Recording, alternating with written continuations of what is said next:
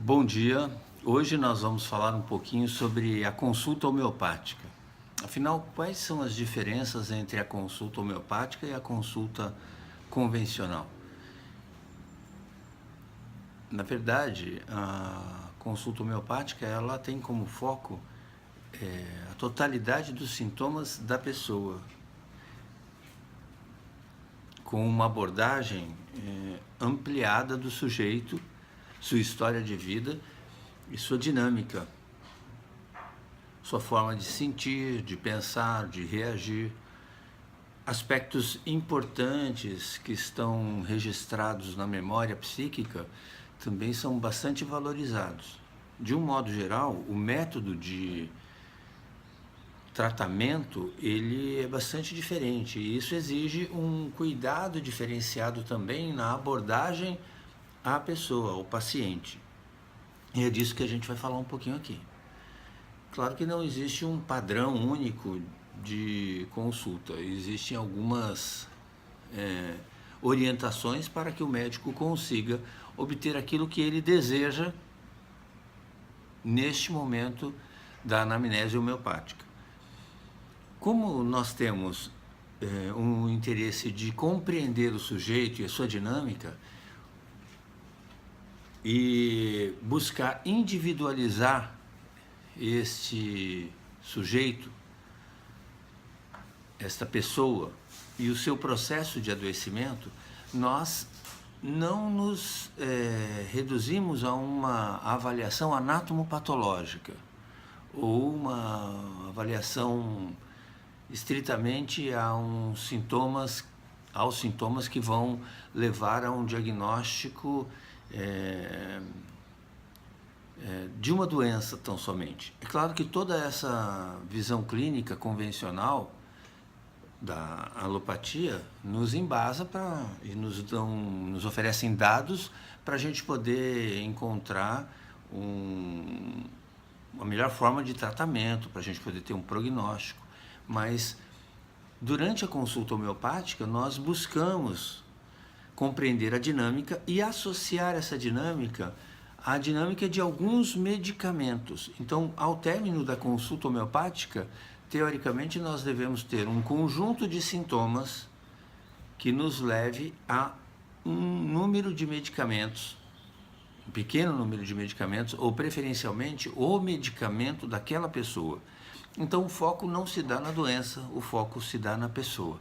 Então nós ouvimos durante a primeira parte da consulta um relato espontâneo do paciente. O paciente fala livremente sobre o que lhe angustia, o que lhe causa dor, quais são as suas interpretações sobre este fenômeno que nós chamamos de sintoma, ou da totalidade dos sintomas. Então nós ouvimos o paciente e uma pergunta que nós costumamos fazer com muita frequência, o médico homeopata faz, é: o que mais? E o paciente vai relatando os seus sintomas de forma livre, espontânea, e quando houver qualquer pausa, você se sintoniza com o paciente e pergunte: o que mais? E o paciente vai ficar livre para poder estratificar ou dimensionar, de acordo com os seus sentimentos, de acordo com a sua subjetividade, aquilo que ele julga ser importante. Então esse relato livre ele tem que ter um treinamento. O treinamento é ouvir o paciente, buscar um relato adequado para que você consiga extrair desse paciente aquilo que realmente está relacionado ao desequilíbrio da pessoa. Este desequilíbrio leva a um conjunto de alterações e de sintomas que são quase que infinitos. É um grande número de sintomas que o paciente pode apresentar, pode relatar. Então o médico ele tem que estar receptivo ao relato. Preferencialmente não cortar e não induzir a resposta do paciente. Não cortar é não interromper. Deixar que este relato flua tranquilamente, naturalmente. E buscar cada vez mais informações sobre esse relato. Então a pergunta: o que mais? Ou como é isso? Me fale mais desse sintoma. Como que é esse sofrimento? São algumas perguntas genéricas que a gente costuma fazer durante a primeira etapa da consulta. Nós relatamos ipsis literis o que o paciente fala e a partir daí nós compilamos uma lista de sintomas que na segunda etapa da consulta nós vamos voltar a abordar com maior detalhamento. Aí nós vamos passar na segunda etapa da consulta ao que nós chamamos de modalização dos sintomas. É você buscar como aquele sintoma se expressa naquele indivíduo. Ah, tem uma dor de cabeça. Qual o local, o lado, o horário, quais os fatores que agravam, que melhoram? Ah, eu tenho um desejo de alimentos salgados. Tem algum horário? Isso vem associado a algum outro sintoma? E aí você vai decodificando, destrinchando os sintomas que são mais importantes. O que são os sintomas mais importantes em homeopatia? O que nos dá a chave do medicamento? Não são os sintomas comuns, são os sintomas raros, os sintomas estranhos, os sintomas peculiares.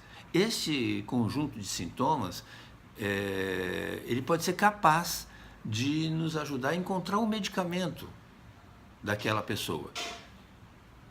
Então nós procuramos ao máximo detalhar a manifestação daqueles sintomas, considerando o horário, a forma, considerando aspectos relacionados à localização, a fatores concomitantes, fatores desencadeantes daquele sintoma. Então nós chamamos REP, raros, estranhos e peculiares, os sintomas mais importantes. Além do REP, nós temos o PIN, que são sintomas persistentes, intensos e modalizados. Sintomas persistentes que não existem fatores de alívio. Intensos que têm uma intensidade, como o próprio nome já diz, mais forte do que os sintomas mais suaves. E modalizados é justamente isso que a gente está falando, você particularizar a manifestação dos sintomas e tentar associar à dinâmica do sujeito, da pessoa que traz os sintomas para você.